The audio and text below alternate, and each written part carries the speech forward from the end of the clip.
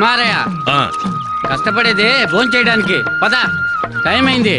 భోజనం చేయడానికి కాదన్నమాట కష్టపడేది.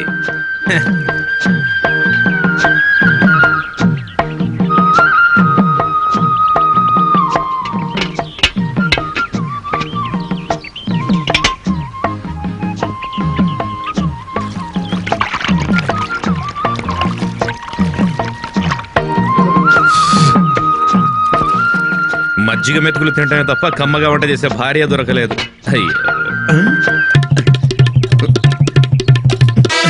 అయ్యో అన్నం ఏమైంది? అన్నం మాత్రం తినేసి ఖాళీ టిఫిన్ వదిలేసిపోయారే. దేవుడా ఈరోజు పస్తే.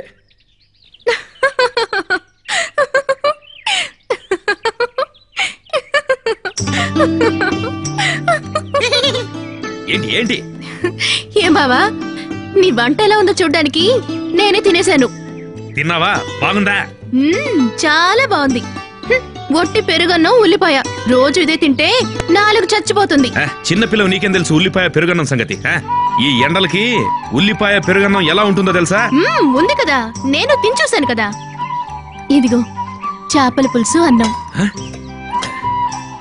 చేపల పులుసా? రేపటి నుంచి నేనే నీకు తీసుకొచ్చిస్తాను. నీకేమి తలరాత? తొందరలోనే ఎవరినో చేసుకున్నావనుకో, తనే నీకు వేడివేడిగా వంట తెస్తుంది కదా. అవును, నేనే వద్దు వద్దని చెప్పి తిరుగుతున్నారు. నీకు తెలిసింది మీ అమ్మా నాన్నలకి తెలియలేదే.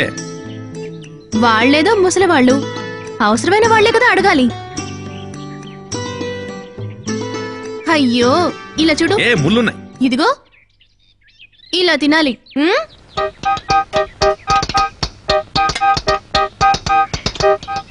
భగవంతుడా